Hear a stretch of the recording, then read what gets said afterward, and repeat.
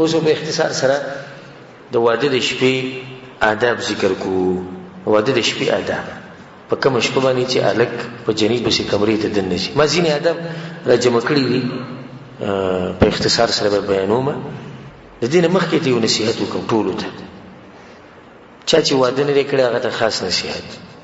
او څوک چې دویم او د درېیم او د څلورم سوچ کوي هغه ته هم دا نصیحت، او کوم چې کړی دی الله دې ستاسو مل شي. وخت تیر شوی اوس داسې کولی شي چې دویم درېیم واده وکړي څلورم بیا به عمل کېدی شي، خو خاص کر ځوانانو ته دا هلکان چې کښېني که نه یو بل سره دوی نصیحتونه کوي یو بل ته. ته چې د واده په شپه ننوځې نو ته به داسې چل وکړي او بیا به داسې چل وکړي بیا به دا وکړي. هغه بل چې ورسره ملوي شي هغه ورته ته به داسې چل وکړي چې دا چل وکړي دا به بل ورته زه دې ټولو ته دا ټول دې ټولو کې په یو باندې عمل نه کېږي. دی چې دغه ټیم کې زنانه ته مخامخ شي د هغې سره کښېني نه دی به څه وایي چې هغه پلاني ماته ویلي چې ته به دا چل کوې دا چل کوې، هغه پلاني ماته ویلي چې ته به دا چل کوې، هغه پلاني ماته ویلي چې ته به دا چل کوې، او پلاني ماته ویلي چې ته به دا چل کوې. دا نصیحتونه کوم ځای کې به دغه ټیم کې په کار راځي؟ یو هم په کار نه راځي. دا کوم نصیحتونه دي چې زه کوم د قرآن او حدیث په رڼا کې دا په زړه کې کښېنه او په دې عمل کړي، نور به یو عمل نه کړي. نه دا سړی ولې ګډوډ کړي؟ ته اوس پته شته کله چې کور دننه ورځي غریب رنګ چې دی سور شوي غوږونه یې تک سره شوي او رپرپی به داسې راغلی. ولې دې د ډېرو نصیحتونو خراب کړی ځکه چې دلته چې له دومره ډېر نصیحتونه دا ودونه والا وکړي که نه هغه وایي که څه دا چې د یو غر دی زه اوس ورځم جهاد له او ټینک به وي او کلاشنکوف به وي او ډزې به کېږي او بمان به راولي په دې چې زما به څه حال. د ډېرو نصیحتونو سره سړی خرابېږي. نه صرف مختصر قرآن او حدیث کې شریعت کې چې کوم نصیحتونه راغلي په هغې عمل کوو انشاءالله ستا ژوند مخې ته کامیاب دی. اولنی کار به دا وکړي، اولنی کار چې نیت به ښه ساتي. او دا مسله ما په تېر شوي درس کې بیان کړې وه. رسول صلی الله علیه وسلم یو حدیث کې وایي او د حدیث ترمذي کې دی او امام ابن ماجه هم راوړی دی ثلاثة حق على الله تعالی عونهم. دې ته پک کړي د دریو کسانو په الله باندې دا حق دی چې الله به مرسته کوي، الله به لازم مرسته کوي. اولنی هغه کس المجاهد فی سبیل الله چې الله په لار کې جهاد کوي د الله د دین دپاره جنګېږي الله لازم کامیابوي. او دویم والمکاتب الذي يريد الاداء هغه غلام مرئی وینځه چې ځان آزادولو دپاره خپل باچا خپل مالک له پیسې ورکوي چې ما آزاد کړي. الله د دې سړي مرسته کوي او دله توفیق ورکوي نو دې دا پیسې بیا ادا کولی شي. او درېیم هغه سړی والناکح الذي يريد العفاف او هغه سړی او هغه جنۍ چې واده د دې دپاره کوي چې د غلط کارونو نه ځان لرې ساتي. الله دا خلک کامیابوي او د دوی په ژوند کې برکت اچوي. ته چې په اولنۍ شپه باندې کله کمرې ته ځې نو په زړه کې دا اراده ساته چې دا واده ما صرف او صرف د دې لپاره وکړو څه لپاره چې زه د غلطو کارونو نه ځان لرې کړم او د هغه کارونو نه ځان لرې کړم په کوم باندې چې رب العالمین خفه کېږي. په دې ځای کې یو نصیحت موږ د مشرانو ته دا کوو که د هلک مشران دی او که د جنۍ چې د هلک او جنۍ د یو بل نه لرې هسې مه ساتئ. اوس خو الحمدلله دا مسله څه لږه کمزوري شوې غوندې کېده خو پخوا به یو هفته هلک غریب بهر پروت یو هفته کله به د ماما په کور کې غریب پروت هغه به دیره کې او کله به د تره په کور کې پروت او کله به د نیکه په کور کې پروت او د زړه نه یو الله خبره چې په زړه به یې څه تېري او دې مشرانو ته به دا خیرې کول چې چلې نه دا بده خبره د سن پاولو نه دا کار نه دی کول پکار. ته چې ورته دا واده وکړو د نکاح دې ولې وتړل ولې دې ولې وتړله خو چې هلک او جنۍ دې یو بل سره ملوي شي نو اوس دې ته پکې څه ضرورت دی چې هفته دې هلک بهر کېنولی نه بیا د هغو نه چې لږ به کم دي نو هغو 3 ورځې لا 3 ورځې خو عام چلي. نو اوس الحمدلله دومره لا شوي ده چې یو ورځ د خبره راغلې ده خو بیا پکې مغه یو ورځ ده د دې یو ورځ تېرولو ته پکې څه ضرورت دی؟ وایي نه د جنۍ خپل خپلوان ته نه ناستي که نه د جنۍ خپل خپلوان ناستي خپلې کمرې دي کوټې دي هلته ول هر څه سیټ کړي ناست وي هلک او جنۍ به یو بل سره میلاو شي څه خوري خو یې نه دا مسله وایي نه دا جنۍ یېرېږي. او که زه داسې ووایم چې په دغه ټیم کې د جنۍ خیرې کوي دغه کور والا ته چې د کمره پسې دا خلک را جمع کړي دي او هلک غریب بهر پروت دی نو بیا هېڅ یېرېږي نه. چې د پلار د کور نه دلته راځي دا طبیعت دی دا د انسان طبیعت دی. جنۍ چې دی د هلک سره خوشحاله دا د هغې طبیعت دی د هغه په دې خفه کېږي نه نو دا ظلم زیاتی ختم کړي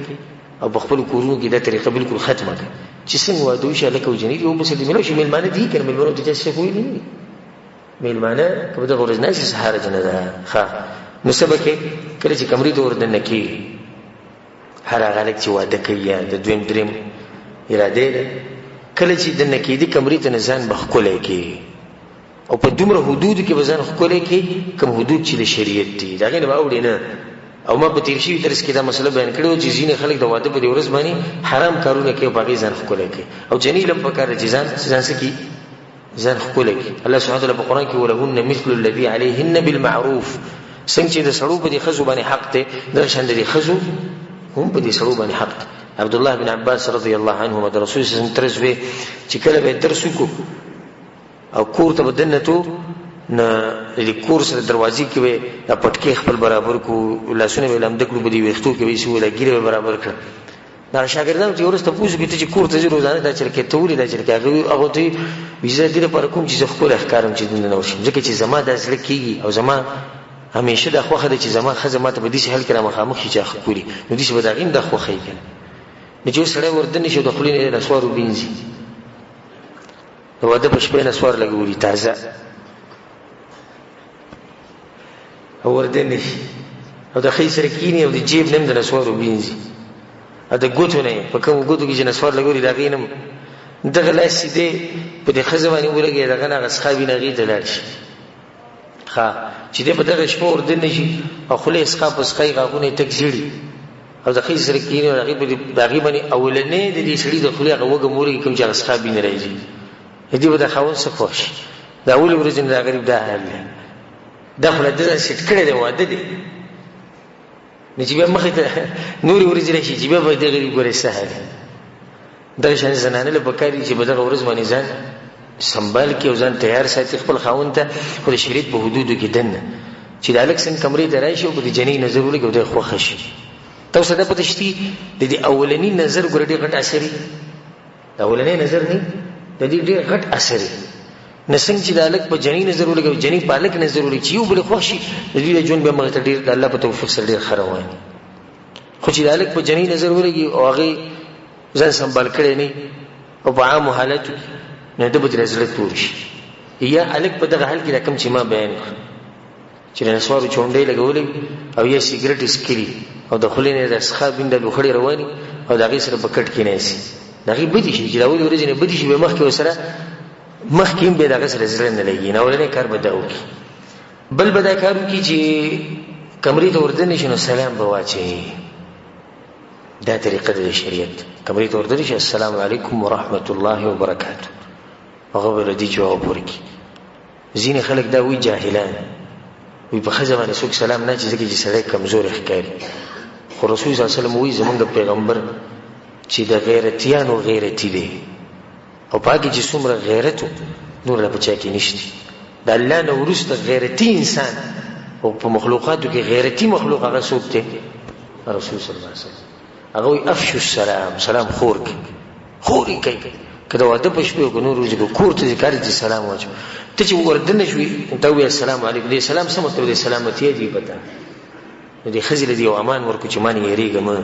ته په سلامتیا کې زما د طرف نه، او الله به ستا په دې واده کې برکت واچوي چې ته شروعات ګوره په یو شریعت په کار باندې دې وکړو. نو چې کله دننه ورشي نو اول به ده وایي چې السلام علیکم ورحمت الله وبرکاته، بیا به د دې ښځې سره په ارام کښېني. رسول صلی الله علیه وسلم په یو حدیث کې روایت کې راځي چې تاسو کې دې څوک د واده په شپه باندې د زناورو په شان کورواله نه کوي چې بس کمرې ته ورښکاره کېږي او ځان یې زناور جوړ کړی، نه، ته به کښېني د ښځې سره، د ځان نه به نادیده نه جوړوي چې څنګه وردنې شو ډایرکټ بس کورواله شروع شي. ته به سلام واچې د ښځې سره به ښه په ارام کښېني، ښه په ښکلې طریقې سره، او د هغې سره به خوږې خبرې شروع کړي. او غوره طریقه به دی که په دغه ورځ ته ځان سره خواږه څه ویسي په جیب کې یا په کمره کې د بیوزي کې یخودي، او بیا دا په دغه ورځ په دغه شپه باندې هغې له په خپلو لاسونو په خوله کې ورکړي څومره خوند به کوي. او دا ښځه به د دې سړي نه څومره متاثره شي. تاسو وایئ چې متاثره به شي که نه؟ غلي ناستې لکه دا مسلې چې چا سره شوي نه، غالبا خو ټولو ودونه کړي دي. د دې ښځې به څومره د دې زړه کې به د دې خاوند دپاره یو ځای چې دی د اول راتلو سره ګوره ما په خوله کې دا مټۍ راکړه،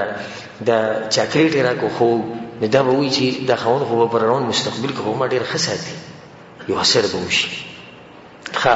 جنۍ له هم پکار چې یو هدیې یو ګفټ یې ښودی چې هلک کله کمرې ته راشي خبرې اترې شروع شي، دا ول هم د خپل طرف نه څه شی ورکړي، هغه هم څه خوشحاله شي.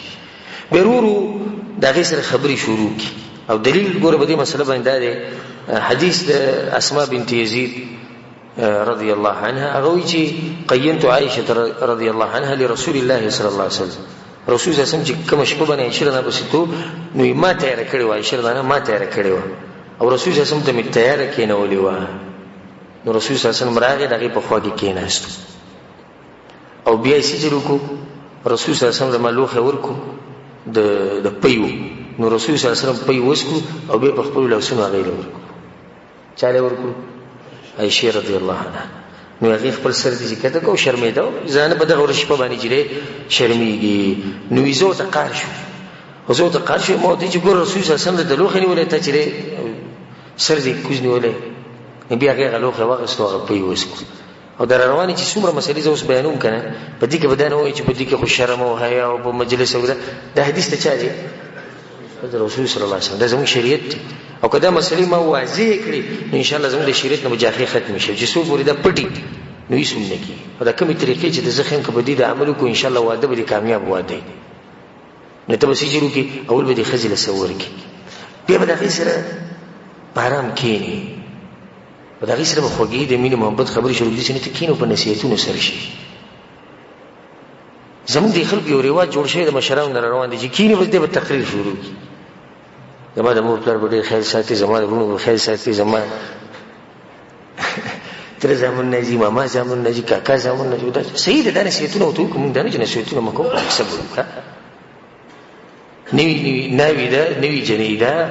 عمر به کمی یریږي د ګروپ پیدا کینو سره خبرام خوږی خبري شروع کړه دا ول د تقریر شروع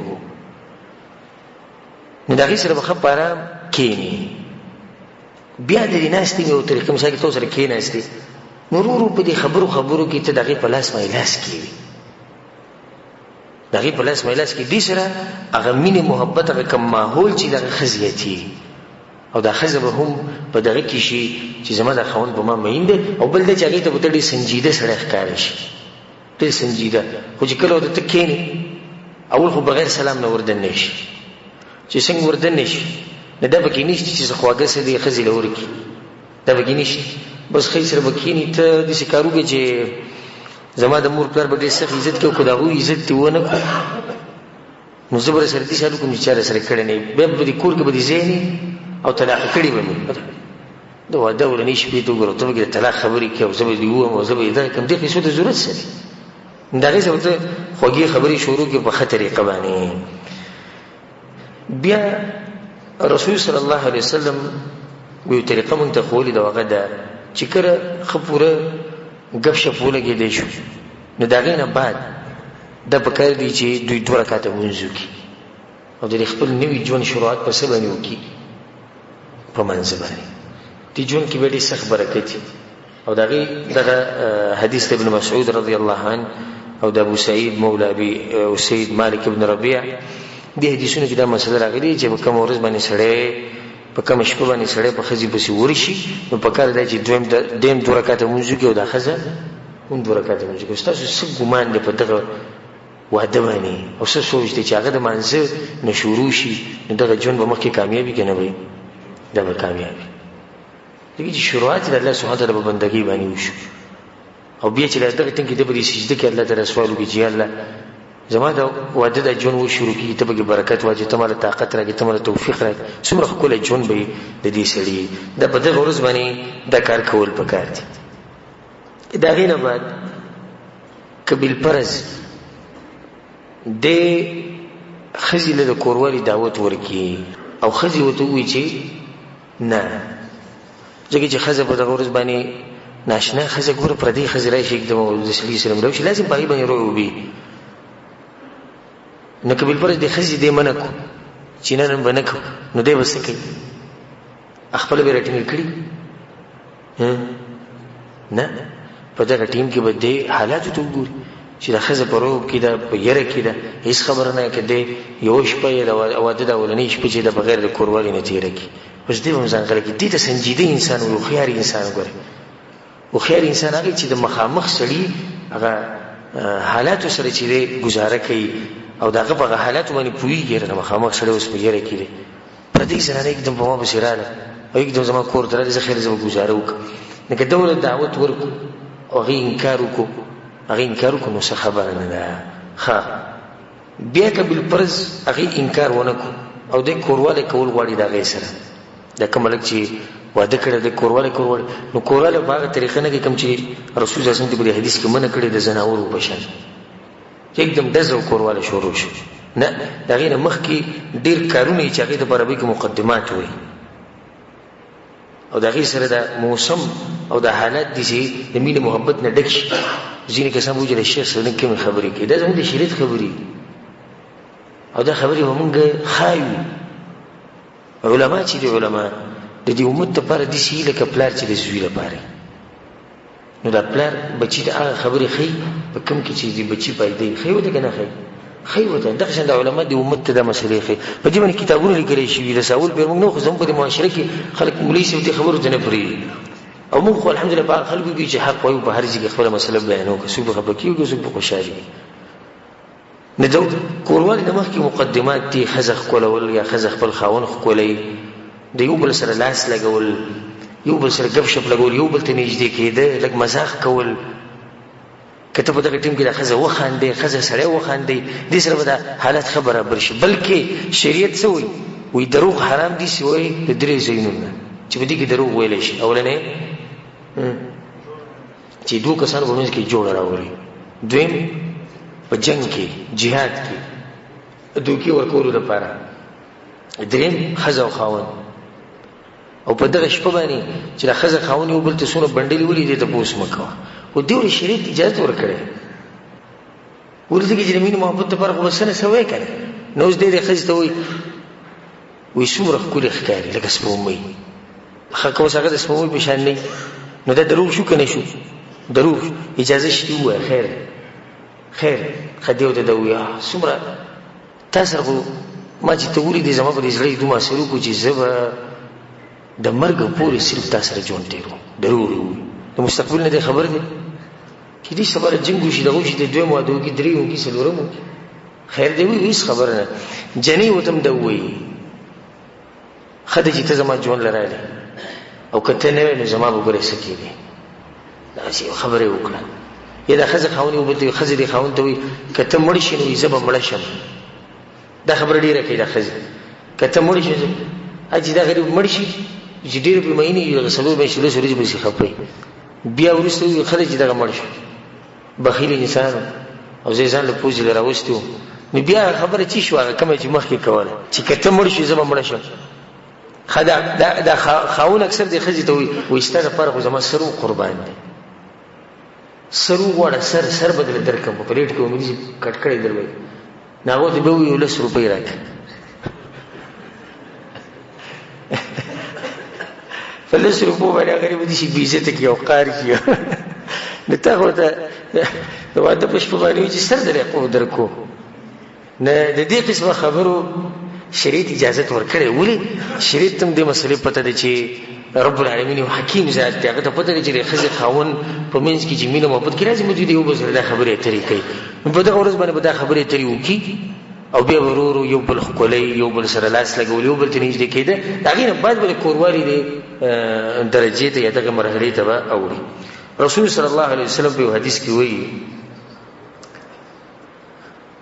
چې کله تاسو کې یو سړی کوروالی کوي نه هغه به یو دوه دواګانې ووایي اولنۍ دوا دا ده چې د دې ښځې په دې تندي باندې به لاس کېږي او دا دوا به وایي چې اللهم انی اسألک من خیرها وخیر ما جبلتها علیه واعوذ بک من شرها ومن شر ما جبلتها علیه الله زه ستا نه د دې زنانه خیر غواړم او په دې کې چې تا کوم خیر اچولی او د هغه شر نه پناهي غواړم پناهي نیسم په تا پورې کوم شر چې به دې زنانه کې دی او کوم شر چې به دې کې تا اچولی یعنې دې به فطرت کې پروت دی نو ګوره څومره ښکلې دوا ده چې زه د دې خیر صرف غواړم بس دې کې چې کوم شر دی هغه نه غواړم دا دوا به ووایي او زه دواګانې یادې کړي او دویم چې کله کوروالی شروع کوي نو په دغه ټیم کې به دا ووایي بسم الله اللهم جنبنا الشیطان وجنب الشیطان ما رزقتنا ای الله شیطان زموږ نه لرې ساته او د دې میلاوېدو د لاسه چې به کوم ماشوم ته موږ له راکوې نو هغه هم د شیطان نه لرې ساته او شیطان دغه لري ساته. رسول الله سموي ک دوی له الله بچي ورکو نو شیطان دغه بچی له نقصان نشي ورکول. څومره غټه فائدې د معمولی ورغه ته کې دوا ده. دا دوا چې دی وي نو به چې ستا کوم اولاد کی هغه اولاد به د شیطان نسی د شیطان او په حفاظت کې دغه نه به محفوظي. دغه نه بعد بیا خزه خاوند یو بل سره کورواله کوي. نو کورواله د خزي سره کورواله کول دا په دوه قسمه، یو حرام دی یو جایز دی. او جایز هغه دی چې وسړی د خپل خزي سره د قبول د طرف نه د مخې د طرف نه کورواله کوي که په هر طریقې کوي، که په هر طریقې کوي، د هر ټکی په کې وي، نور تفصیل ته ضرورت نشته. که په هر طریقې کې په دلیل سره الله وی نساؤکم حرث لكم فاتوا حرثكم ان شئتم. دا خزي ستاسو فصل له خپل فصل له څنګه راځي ولا ځکه ماته اوس څه مخکې چې څوک بدانوي چې شیخ صدا مسلوري بیان الله ګوره دا خبره کوي رب العالمین وي خزي ستاسو فصل له فصل له څنګه راځي ولا نه کدی د شاده طرف راځي. د شاده طرف نه ګوره مطلب دا نه چې په دبور کې کورواله کوي، د شاده طرف نه کورواله کوي خو مخې ته کوي یا د مخې طرف نه کوي یا په بل څه طریقه کوي. په ولاړه ناس ته چې کومه طریقه د جایز ته په شریعت کې. او پای کې وته د عبد الله بن عباس رضی الله عنه یو روایت ویما پای کې د دې چې عبد الله بن عباس وی چې کان هذا الحي من الانصار، د انصار ولا قبيله ولا خلک چې د مدینه ولا هم اهل وثن، ته د بوتانو عبادت وکاو او د دوی سره د يهود بوسیدو او د اهل کتاب. نو د اهل کتاب بزان په دوی باندې غوړه غنولې ځکه دا سره کتاب. نو ډېر مسلې به د انصارو د چانه زده کولې، د يهودو نه زده کولې. او يهودو کې دا مسله وا چې هغه به د خې سره کورواله په دې طرف باندې کو، په دې سیډ باندې وکړو، یعنی د خزي باغ طرف ته مخ او شړې به سره کورواله کوي. وایي چې دې کې خزه پټي خزم پټي او سړی چې دې ښکاری نه اخزي ته. نو دغه طریقه د انصارو اجده کړې و. او د مدینې د مکې نه چې کوم صحابه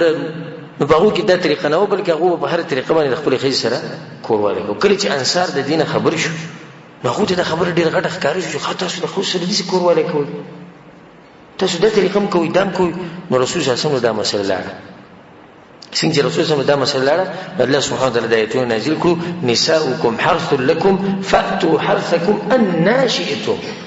د خپل فصل لږ څنګه راځي مطلب دی چې د چا د خبرې مرسته الله وکړه، د مهاجرینو د خبرې مرسته وکړه،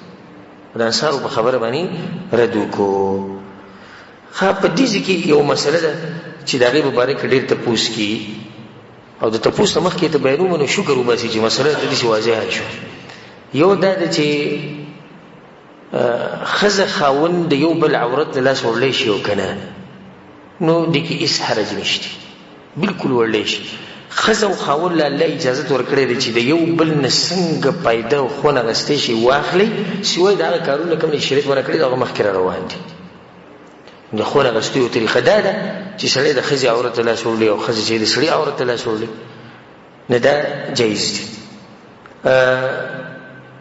یا د دې تپوس کېږي مثال کې د زنانه په سینه باندې لاس ایښود، د دې سینې کسان د غټ جرم ښکاري، غټ جرم ورته ښکاري، حالانکه شریعت د دې نه منع نه کړی، بلکې دا سړی د دغه زینه خون او مزي اغستې شي. او څنګه چې دا سړی د دغه زینه خون او مزي اخلي دغه شان د ښځې ته هم خون او مزي دا ورته میلاویږي د دې کار د لاسه، نو دا هم جایز دي. ځینې کسان دا مسله بیانوي چې خزي ته لغړ دي شي کته او خزه خاوند ته نشي کته کړی چې هغه لغړي، دا مسله کمزوري ده. او بلکې ځینې خلک به دا دلیل ورکوي څه نقصان یې څه دی، بچی لاندې پیدا کېږي او د خزه خاوند هم لاندې الله به دغه مرض بیا راولي، او دا کمزوري خبره.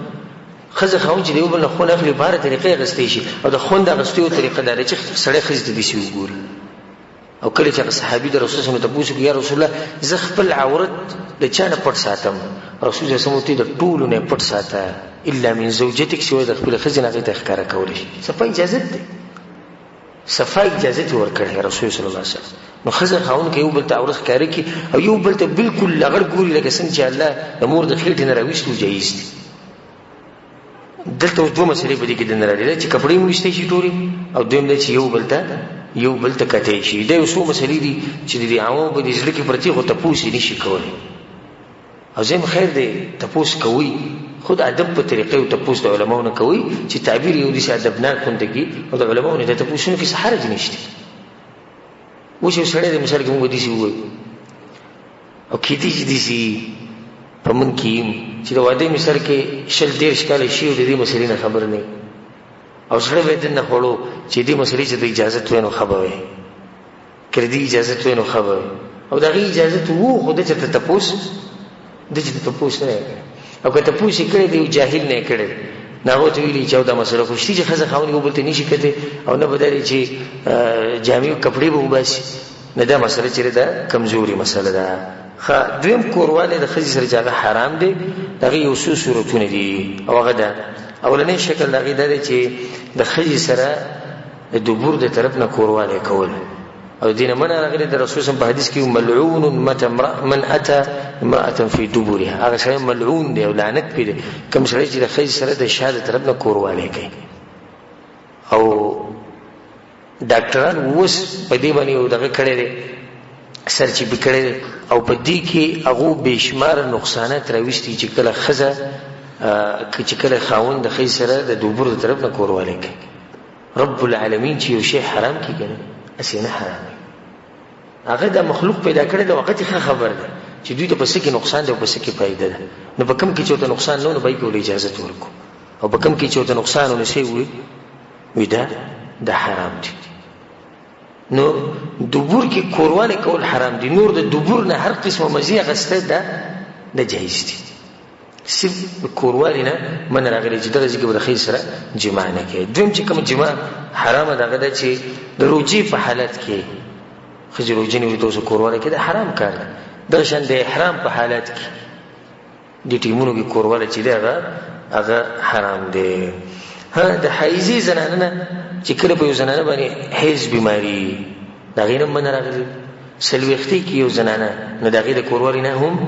من راغلی ده. نور دغه ته غستې شي مزید غستې شي خو صرف کورواله به وسره نه کوي. لکه دا مسله غلطه ده ځینې وایي چې په خزي باندې کله بیماری راشي دغه نه بزن بالکل لري ساتي یا سلوختی به دغه نه بزن بالکل لري ساتي. دا کمزوري خبره ده بلکې د هر قسم مزید د خزي نه غستې شي خو صرف دا چې کورواله باندې کوي. دې سره دا مسله ده ساتي چې کله یو سړی یو پر کورواله وکي نو په دویم پیری چې بیا کوي اعلم بل او د ضروري او کنه داغه نه مخکې دا مسله ساتي چې په اولنۍ ورځ باندې دومره کورواله هم کول نه په کار چې جنې ته به نقصان ورسي یا په لکه نقصان ورسي. د ځینې الکان اول پر ول دغه نعمت الله ورکینه غ نعمت په ډیر خو ګولې د دې سره چې دی الکتم نقصان ملوي او دی جنې ته هم نقصان ملوي حدودو کې دنه چې ته پته ولګي. اوس کې دې چې تا کې طاقت دی جنې کې طاقت نه دغه لحاظ وکړه بلکې مو خود دا وي چې قبل پرز د خزم منه کی چې نن ما سره کورواله مکه او یریږي نو دې خاون له پکاره چې غلي شي بس اصل لازم غوښنه چې په اول شپه باندې بسړی کورواله کې ډېر پیری وکړي. نو مثلا موږ دا بیانول چې په منځ کې وسکه یو شړیو پر کورواله کو په دویم پر کوي نو په دې منځ کې وسکه د دې درې درجې د ټولو غوړه درجه لري چې غسل وکړي. غسل دیو کی او بیا دې به دې راوپش کله غسل نشي کولای غسل وته ګران نو دویمه درجه ده چې سبا کوي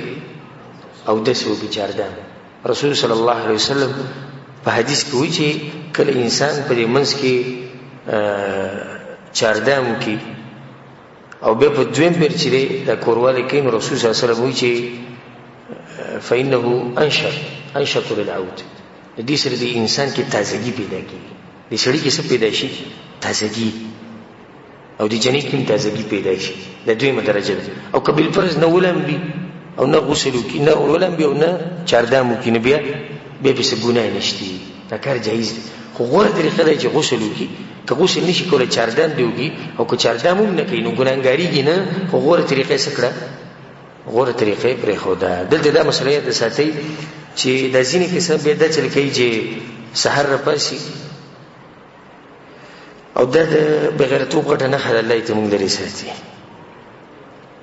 سحر چې راپاسي نو بیا د خپلو ملګرو سره کېري ما خو یې دومره پیرې پرون کورواله وم هغه نور ورته هم نه چې قیسې اوري مزې اخلي د حرامو خبرونه دا خو دې ډېر تکړه وو دا خو دې داسې وو دا داسې وو دا طریقه مې وکړه دغه طریقه ښځې راته دا ووي ما ورته دا ووي اعوذ بالله دا د بې غیرتوب غټه نښه ده چې سړی د خپلې ښځې حالت بهر بیانوي ما ورسره دا چلوک ما ورسره دغه چلوک ښه دې قیسه کوي دې قیسه کوي او د دې ملګرو سوچ کم طرف ته تللی دغه ښځې مبارک کې سوچ کوي او ښځه بیا سړو ته چې دا خبرې کوي خاوند راته ده ووي ما ورته ده ووي نو ښځه هغو ته قیسې کوي او هغو د چا سوچ کوي هغو دغه سړي سوچ کوي دې د سره کورونه تباه شي رسول صلی الله علیه وسلم دې قسمه خلکو مبارک سخت وعید بیان کړی دی او دا ویلي چې دا یو شیطان د شیطان سره میلاو شو نو ویساري خپله خبره وکړه څه ضرورت دی چې انسان د واده د شپې خپل حالات بیانوي او زما ښځې ما ته دا ووي او ما ورته دا ووي دا څوک بهر نه بیانوي اوس یو سړی ډاکټر پسې ورغی یو عالم سره کېناست خپله یو مسله بیانوي دې کې هېڅ حرج نشته خو هسې ملګرو ته دا قسمه خبرې کول هغو ته فایده اخلي او د ځان نه بغیرت جوړ کړي دا حرام کار دی سهار چې کله دی راپاسي نو د غسل دا مسله ده نو د غسل مسله په اختصار سره دا ده چې غسل واجبېږي کله چې د انسان د سړي دا ذکر د ښځې په دې فرج کې دننه لاړ شي چې څنګه لاړ بس که معمولي سر لاړ او که پوره ذکر لاړ ډېر عوام ګوره په دې مسله نه دي پوه هغه وایي چې کله مني وځي نه انسان باندې غسل واجبېږي نه په مني وتو سره غسل واجبېږي بلکې ښځه او سړی چې کوروالی کوي چې د دوی هغه عورتونه د یو بل سره میلاو شي صرف هسې میلاو نه چې کله د سړي دا ذکر د زنانه په فرج کې لاړ بس دوی باندې غسل څه شو غسل واجب شو رسول صلی الله علیه وسلم اذا جاوز الختان الختان فقد وجب الغسل دلته اوس مسله دا ده چې ښځه او خاوند چې سهار راپاسي نو غسل کول پکار دي ښکلې طریقه زه د غسل دا وښیم پکار دی چې ښځه او خاوند یو ځای غسل وکړي د دې سره به مینه محبت څه شي ابه ښه زیات شي او د عائشې رضی الله عنها حدیث ته چې كنت اغتسل انا ورسول الله صلی الله علیه وسلم من اناء بيني وبينه واحد تختلف ايدينا فيه فيبادرني حتى اقول دع لي وی کله چې به موږ سهار راپاسي نو د جنابت غسل به موږ کوو نو ما او رسول سم به د یو لوښي نه غسل کوو چې لوښی به زموږ په منځ کې پروت و دغه یو لوښي نه به موږ غسل کوو موږ به بګیا لاسونه وهل ما به رسول سم ته ما ته پرېږده هغه وایي ما ته پرېږده یو بل سره مزاح کوو نو دا غسل کې سړی په دې طریقه وکړي ښځه خاوند به که دغه ټایم کې دوی د غړو یو بل ته ګوري سهار جي هغه مسله موږ سره مخکې تېره شوه نو د دې سره به د دوی په منځ کې مینه محبت څه شي مینه محبت به ښه زیات شي په دې چې ودرو که نور مخکې به بیان کوو کله ټیم را کوي څو مسلې دي بیان کو کنه دې ته ډېر د ځوانان چې کوم دي اسې ځان غره کړه خو ته خوشاله او که یو ګنټه مې نور بیان وکړو دا بیان ډېر خوږ لګي او دا نورې مسلې که موږ چې ته لږ اوږدې کړو نو شیخ صاحب نن بیان وکړو خو ډېر اوږد بیان وکړو موږ سرکار لځو موږ مزدوري لځو دغې لځو او دې ته ښه خوشاله ناست او هغه غریبانان چې کوم دي کوم چې ودونه کړي دي هغه اوس خپل زړه خوري نو زړه مه خورئ تاسو د دویم واده وکړئ درېیم وکړئ څلورم وکړئ الله تاسو له طاقت درکړي که عدل او انصاف کولی شي او طاقت ته به کېږي د سبا نه بل واده وکړه او که نه طاقت ته سره نه نو موږ به سوال کوو الله ته او ته هم سوال کوو چې الله موږ له طاقت راکړي چې دویم درېیم څلورم واده وکړو او کوم چې ځوانان دي نو هغو ته موقع پرته ده ښه دا خبره موږ بار بار کوو چې د ښځې سره ګپ شپ لګول اخاندول هغې سره ټوغې کول دا یو ښه طریقه ده او په دې کې ځان سپک مه ګڼه لکه مثال اوس ته کمرې ته دننه راغلې او ښځه ناسته ده تا ورله په دې سترګو باندې لاسونه کېښوي یو قسمه مزاح یو قسمه ګپ شپ نور هر انسان ته دا قسمه طریقې معلومې دي ګوره کله چې جابر بن عبدالله رضی الله عنه واده وکړو نو راغی رسول صلی الله یا رسول الله ما واده وکړو دا خویندې وې ډېرې او ورورې نه و او پلار یې په غزوه احد کې شهید شوی او د هغه سړي پلار هغه سړي زوی دی چې هغه سره رب العالمین خبرې په خپله کړې نه د بیا واده وکړو چې لکه زما د خویندو حفاظت ساتي نو د یو مشر ښځې سره واده وکړو. نو رسول صلی الله علیه وسلم ورته واده دې وکړو. بیا وایي پیغلې جنۍ سره دې وکړو که نه کونډې سره دې وکړو. یا رسول الله د مشر ښځې سره مې وکړو. رسول ورته فهلا بکره نوي جنۍ سره به دې واده کړی، پیغلې جنۍ سره واده کړی. ولې تلاعبها وتلاعبک، تا سره به یې لوبې کولې او تا به ورسره لوبې کولې ځکه ته ځوانه ده کې. اوس تا مشر ښځه راوستې نو سید ته خو ځوانې ته به لوبې وکړو، هغه مشر یې کوم ځای کې لوبې به ورځي. په یو حدیث کې راځي رسول صلی الله علیه وسلم تضاحکها وتضاحکک، ته به یې خندولې تا به خندوله. که دا جنۍ کشره نو ګوره دې کې رسول صلی الله علیه وسلم یو خبره بیان کړې چې ښځه خاوند یو بل خاندوي، یو بل سره مزاح کوي. زه دې ټولو کسانو ته دا نصیحت کوم، د کومو چې خاص کر د کومو د بریدونو چې وینې ساسي ته خو ته زه دا وایم والله که تاسو د ژوند مزه اخیستي، په الله د قسم خورم که تاسو د ژوند مزه اخیستي. تاسو خو یو روټیني کار کړی، روټیني دې ته روټین وایي. واده لازم دی، واده یې وکړو. بیا بچي پیدا کول لازم دي، هغه یې وکړو. خو کوم مقصد چې اصل و د دې واده نه هغه ته میلاو شو، هغه ته میلاو نه شو. ښځه خاوند یو بل ته چې ګوري، ښځه چې خاوند ته ګوري قار وله ورځي، او خاوند چې ښځې ته ګوري قار وله ورځي. صرف دغه کوي چې د شپې سملي او کوروالی وکړي او بچي پیدا شي. د دې څه مقصد شو؟ ښځه خو هغه ښځې چې ته د ورځې کار کوې، په مزدورۍ کې، په مکتب کې ناستې، دفتر کې ناستې، یا مثال کې دیاړۍ له تلې څه کار کوې او په زړه کې دې یو سوچي څه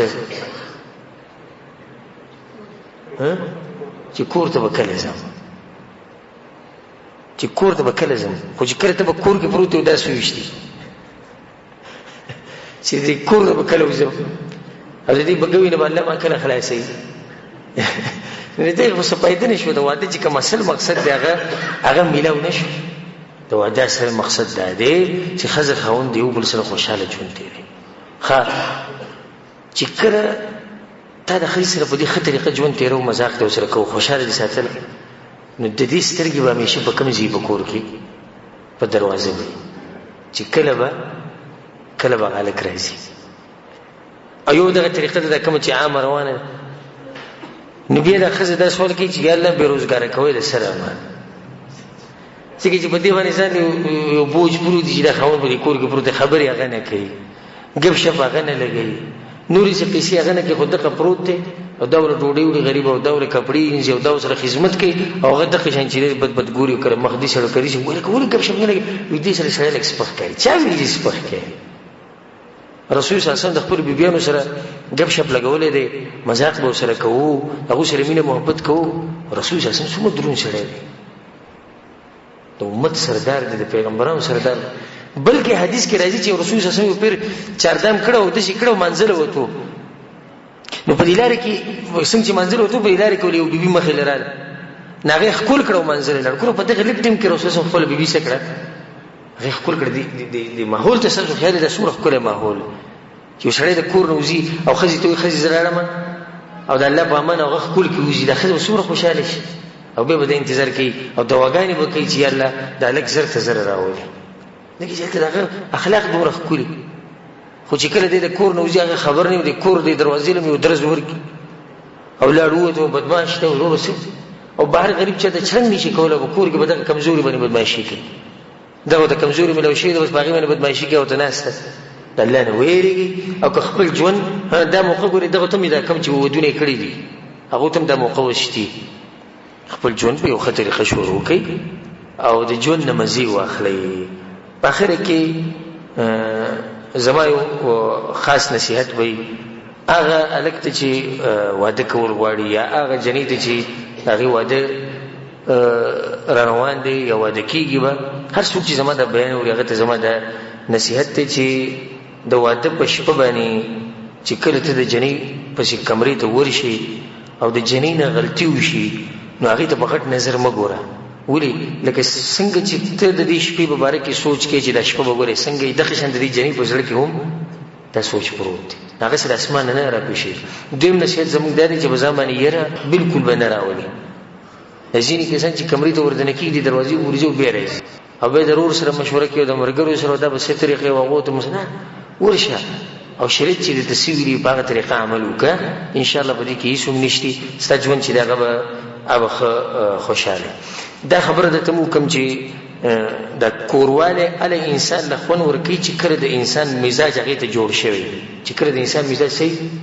هغه ته جوړ شوی و چې سړی د نورغه کمرې ته درز د سینې سکی درزي او د خري سینم سکی درزي او په دغه ټیم کې د کورواله شروع کو دا کورواله به دوی له خون ورکی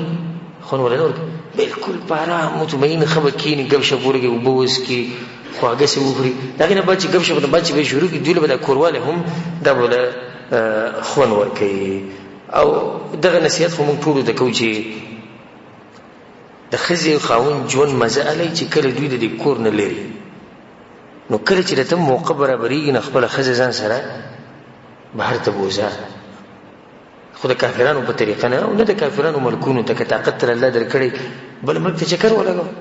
که طاقت تر الله درکړي مکې ته لاړ شه مدینې ته لاړ شه دا ښځې ځان سره په چکر وباسه او ټولو ته دا وایم کوم چې دلته ناست مشران او کوم چې زما د بیان اوري کاغه پلار دی کاغه مور دی کاغه ورور دی کار څوک دی په چا باندې ودا پابندي نه لګوي چې ښځه به چکر لنه بوزي دا دغه ژوند دی پرې چې خپل ژوند نه مزي واخلي ته خپل ژوند دې تیر کوو هغه پرې چې مزي واخلي زموږ یو مرګره واغوي ما وې دا سره یو ورځ ډېر کلک کو ځکه چې مرګورو سره ملویدم یو راته چې پلاني چې تم چکر ولګو بری چې پلاني چې او زموږ په کور کې سم دي قانون نه پېښیو چې چا مجال سوچ خبر هوې کړه نیمه ورځ په دې سره باندې کټه کې خو دا خبره می جوړ کړو مور ته خبر ور مخکې کړه تانه کې خبر وکړه چې زدا جنې په چکر باندې بوزم زموږ مرګ ډېر سخت مزاحي انسان وي ما غوښتل چې په خطر کې مو ته وي چې دا خزک بوزم غریب څنګه شي وي صاحب عزت وي هغه ماته چې بوزي صحیح ده بوزي بچي بوزي زړه سخت خوشاله شو چې لکه دې مال دې زری اجازه ترکو وي چې وته مو دې ټینګ کړی بیا وایو وي ما چې زموږ چې د ګاډه ما وګورم چې پروګرام جوړ وي ما ته وي چې دا الکان وسره بوزو د خويندې وسره بوزو وي ما ته چې چیرته منظم چکر نه توبه په دې کور کې زودي سره ناشته چې تر اصله بهر مولېږي زه خو د خزې دې لپاره بار ته واسم چې موږ له خپل وخت تیر کو ته ما د زړه خبرو کې زدي ته زړه خبرو کوم یو ځکه چې ته روټي وخورو یو ځکه چې ته چکر ولګو لکه هواره باندې خولي ولګي لکه رومانسي غونډه کې موسم جوړ شي هغه درته وي دغه سره بوزوي الکانو بوزو چې رکیم بوزو دا کار بیا ځان سره بوزي دیرو پورا پلین کوچ راولې نه چې در بوزي بیا به مې چې چرته نو یا ورشو دورې به مې سره وینا کړی نه نو اوس اخر په دغه سوچ کې چې کړه به دا بوډۍ سکی چې کله به مري دومره تنګ شوی دی دې چې ګور ډیر خلک ته ګور ډیر وای نه چې بزره کې ته خبره پرته چې کړه به دا بوډۍ مري چې زه خپل ژوند نه مزي واخلم نو کله کله دې شي چې بوډۍ الله دې مرو کې جنور کې چې غریب کې دنیا نه چوټي شي لاړ شي خدای راوړه دا ژوند نه مزي ونه خپل زما ټول ته نصیحت ته مشران ته چې الله نه وېریږي خپل کشران به نه منع کوي او کشران ته مې د نصیحت ته چې کله د ته موقع ملاويږي د شریعت په حدود کې دنه د هر چا د حقوق خیال وساتي دا خزه ځان سره روانه کا چکر ورکا څومره چې ست طاقت وي ګرځو ساو سره ذات کا خپل د زړه خبرو ته دا به د زړه خبرو کی او زړه ته دې خبر قسم خورم چې ست د ژوند چې وسومره مزي کنه دا مزه وته چې د یوځي کې نه اغستي